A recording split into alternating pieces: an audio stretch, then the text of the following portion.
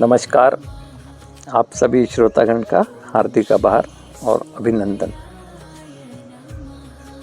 निराश मत हो, अभी हम अस्तित्व में हैं और हमारे अस्तित्व का कोई मूल्य है जिसको संभवतः हम अपनी निराशा की वजह से आज नहीं समझ पा रहे हैं, लेकिन वो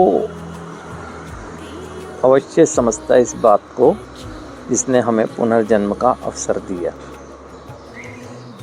अभी होता क्या है कि चाहे तो अपने प्रयासों द्वारा, परिवार के सहयोग से एक व्यक्ति नशे का त्याग करके जब जीवन की शुरुआत करता है, या कहें तो नव जीवन की शुरुआत करता है, या कोई भी ऐसा व्यक्ति जो किसी ट्रीटमेंट सेंटर के शुरुआत के दौर में होता है, एक चीज़ कॉमन होती है दोनों में ना, वो अत्यधिक निराशा। वो अत्यधिक निराशा होश में आने के बाद स्वाभाविक चीज़ है ना। और वो निराशा की वजह क्या होती है कि उसे वो दिखने लगता है कि पास्ट में जो उसने जाने अनजाने में या नशे के प्रभाव में या अपनी नकारात्मक सोच की वजह से अपने जीवन के भिन्न भिन्न क्षेत्रों में जो क्षतियाँ पहुंचा दी है ना, उसके कुछ परिणाम जो वो महसूस कर रहा है या कुछ परिणाम अभी आना बाकी हैं, उसको देख कर ना उसे लगता है कि संभवतः अब मैं जिस अच्छे जीवन के बारे में सोच रहा हूँ नहीं जी पाऊँगा ना। निराश है तो जाहिर सी बात है कि ऐसी ही सोच आना स्वाभाविक है, लेकिन ये मत भूलें कि अभी हम अस्तित्व में हैं, है ना। निराशा से कैसे निकला जाए ये सोचें ना। फर्स्ट थिंग फर्स्ट, जब तय कर लिया किसी व्यक्ति ने, है ना, या किसी भी परिस्थिति के दबाव की वजह से किया हो, या अपने अंदर से एक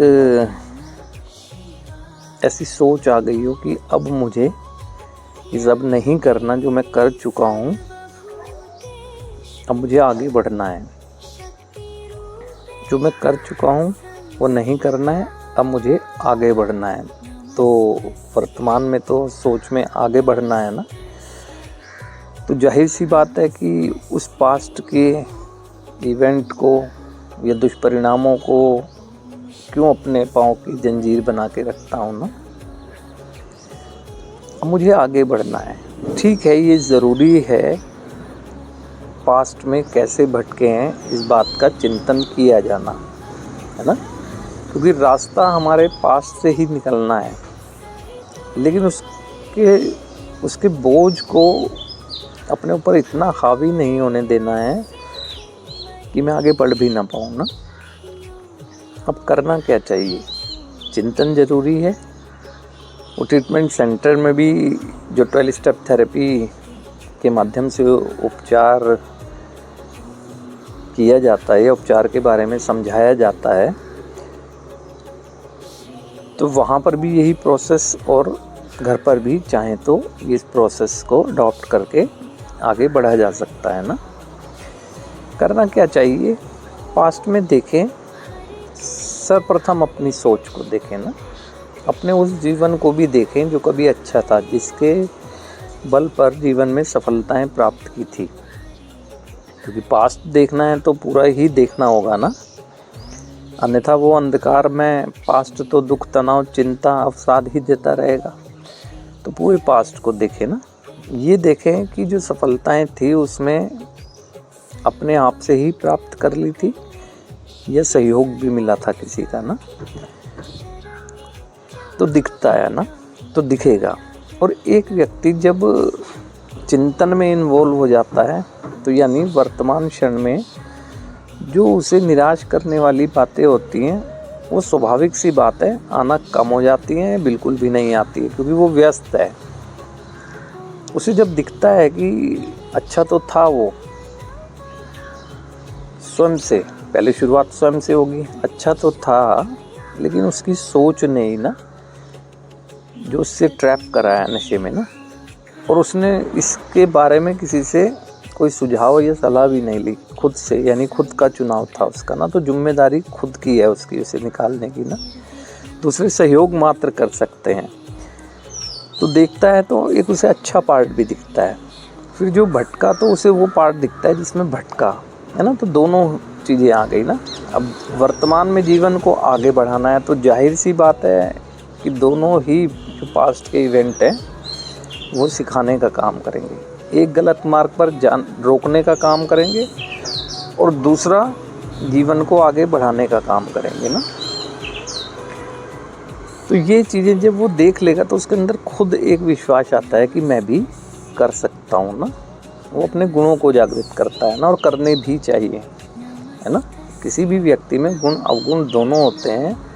अवगुणों की वजह से नुकसान को महसूस कर रहा है, अवगुणों की वजह से अच्छे परिणामों को भी उसे महसूस करना है ना। ऐसी सोच जब आ जाती है तो एक व्यक्ति की शुरुआत होती है निराशा से निकलने के लिए ना।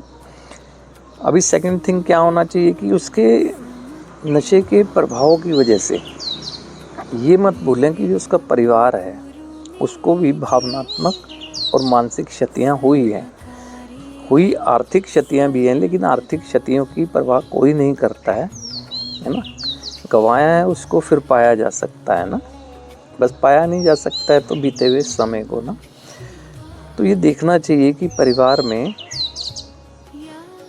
रिलेशंस के लेवल पर ना मानसिक क्षति और किसी को भावनात्मक जो क्षतियाँ पहुँचाई हैं वो नकारात्मक कर्मों की वजह से या उनकी बातों की अवहेलना की वजह से ना। क्योंकि फैमिली फर्स्ट की फीलिंग होनी चाहिए ना। अपने आप को अगर हमें बढ़ाना है तो फैमिली फर्स्ट है ना, कि परिवार ही वो प्लेटफॉर्म है जहाँ से हमारे ज़िंदगी की एक ऊंची उड़ान उड़ेगी ना। तो हमें परिवार के सहयोग के बिना अगर कुछ अब कर सकें ऐसा संभव नहीं है ना। तो परिवार के सहयोग के लिए जहाँ तक सीधे सीधे अमेंडमेंट करना चाहिए ना, और अगर हम जहाँ क्षमा याचना करके अमेंडमेंट कर सकते हैं तो करना चाहिए। अगर नहीं कर सकते तो कर्मों में बदलाव लाकर करना चाहिए। ये चीज़ 12 स्टेप थेरेपी के माध्यम से बताई जाती है, जो 8वां और 9वां कदम है ना अमेंडमेंट का। अब परिवार से निकलकर ये सब वैचारिक निर्माण हो रहा है कि क्या क्या करना है हमें ना, किस किस चीज़ों की इच्छुकता ज़रूरी है यदि हम ज़िंदगी में आगे बढ़ना चाहते हैं ना। और जहाँ संभव हो करते भी चलें, जहाँ अवसर मिले, परिस्थितियाँ ऐसी आएँ वहाँ करते भी चलना चाहिए ना। अब उसके बाद जाहिर सी बात है किसी भी व्यक्ति का कोई कार्य क्षेत्र होता है, चाहे वो शिक्षा का क्षेत्र हो, चाहे व्यापार का हो, चाहे उसकी सर्विस का हो, है ना, या समाज की एक्टिविटीज़ का। वहाँ भी उसे पहले अपना चिंतन करना चाहिए। देखो, जब तक हमारे पास हमारी कमियों का पूरा विवरण नहीं होगा तो हम उस पर कैसे वर्क कर पाएंगे। और कुछ भी छूटा रह गया और अच्छा जीवन जीते समय वो अचानक से परिणाम के रूप में सामने आ गया तो बहुत संभव है कि उस क्षण के लिए या कुछ देर के लिए हमारी ज़िंदगी रुक सकती है ना। कार्य क्षेत्र में देखें कि कार्य क्षेत्र में किस किस सिचुएशन में हम भटक सकते हैं कि भटकने के चांसेस। तो अच्छा तो यही रहता है जहाँ पर हमारा जीवन असुरक्षित है उससे दूरी ही बनानी चाहिए। और मैं मानता हूँ इस चीज़ को कि वो फ्रेंड सर्किल कहें या संगति कहें, वो हमारे माइंड को खींचती है। क्योंकि उस खालीपन को कैसे, तो उस खालीपन को भरने के लिए हमें अदर एक्टिविटी ना, जहाँ पर पॉजिटिव क्रिएटिव एक्टिविटी होती हैं, तो करने वाले वो लोग जो पॉजिटिव वे में कर रहे हैं ना, तो उनके संपर्क में जाना चाहिए। हमें उनके संपर्क में जाना चाहिए। तो उन दोस्तों की कमी वहाँ दोस्तों से पूरी होगी, है ना, चाहे किसी भी क्षेत्र में हो। क्योंकि एक व्यक्ति ने अगर नशे की शुरुआत तो कहते हैं परिवार और ये स्कूलिंग जो होती है ना, उसी के माहौल से बढ़ता चला गया, वो भिन्न क्षेत्रों में अलग है। फिर हमारी प्रायोरिटी वो होनी चाहिए कि उसको देखें।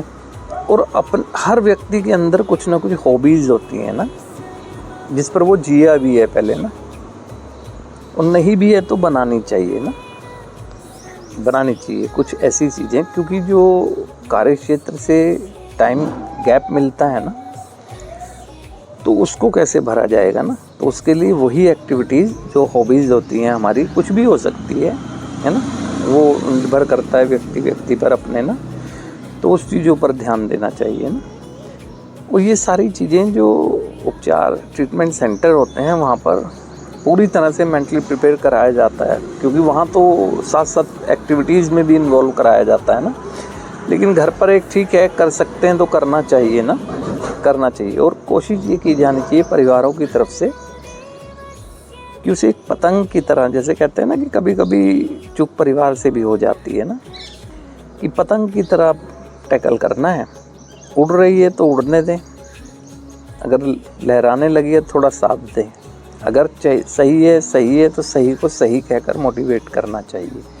अगर दिख रहा है कि उसके कदम भटकने की तरफ जा रहे हैं तो ज़रूरी नहीं कि एक एग्रेशन दिखाकर, गुस्सा कर वो लाइटली भी हैंडल किया जा सकता है ना, बताया जा सकता है। किसी की पहचान देने के लिए ज़रूरी कोई है कि उसको गुस्से से ही पहचान दी जाए, बहुत शालीनता से भी उन चीज़ों को बताया जा सकता है। तो निराश नहीं होना है, अस्तित्व में है, अस्तित्व के मूल्य को समझा जा सकता है और निराशा से इस तरीके से निकला जाता है और एक अपने उस अस्तित्व को जो भूले बैठे हैं उस पर पुनः दिया जा सकता है ना, संभव किया जा सकता है। संभव कुछ नहीं है, असंभव तो उन लोगों के लिए शब्द है जो कोशिश ही नहीं करते हैं। कोशिश करने वालों के लिए संभव है, देर लग सकती है लेकिन संभव है। तो ये मत भूलें कि अगर ईश्वर कृपा से हमें ये पुनः ये जन्म का अवसर मिला तो उसने कुछ सोचा होगा ना, क्योंकि उसके पास पूरी स्क्रिप्ट तैयार है हमारे जीवन की ना। तो इसलिए निराश ना हो, अभी हम अस्तित्व में हैं और अपने अस्तित्व के मूल्य को नहीं समझ रहे हैं तो समझें इस तरीक़ों से और समझ कर आगे बढ़ें। ज़िंदगी है अभी ना, कुछ ऐसा नहीं है जो ज़िंदा रहते रहते सोचें और किया ना जा सके ना, तो ऐसे ही बेहतर ज़िंदगी है। लेकिन फर्स्ट प्रायोरिटी अपने आप को फैमिली, कार्यक्षेत्र, सोसाइटी, एक्टिविटी, प्रायोरिटीज़ के हिसाब से करना चाहिए ना। सभी चीज़ों के बारे में एक साथ ना कर पाना संभव है, न कर पाएंगे। शुरुआत करनी चाहिए और वो शुरुआत अपने आप से ही करनी चाहिए ना, क्योंकि हमारा ही चुनाव था, हमें ही अपने से ही गए ना चुनाव, तो जिम्मेदारी भी हमारी और जिम्मेदारी यही है पहले अपने को ठीक रखना ना। तो इसी तरह चर्चाओं के माध्यम से आपके समक्ष में रोज़ाना आ रहा हूँ। वो छोटी छोटी बातें जो हमारे लिए बेनिफिशियल हो सकती हैं, हमारी मदद कर सकती हैं, इस पर ध्यान देंगे तो ज़िंदगी, ईश्वर ने तो यही कहकर हमें जन्म का अवसर दिया है कि खुश रहें, जीवन जिए। तो आज के लिए आपसे भी श्रोतागण का हार्दिक आभार और अभिनंदन।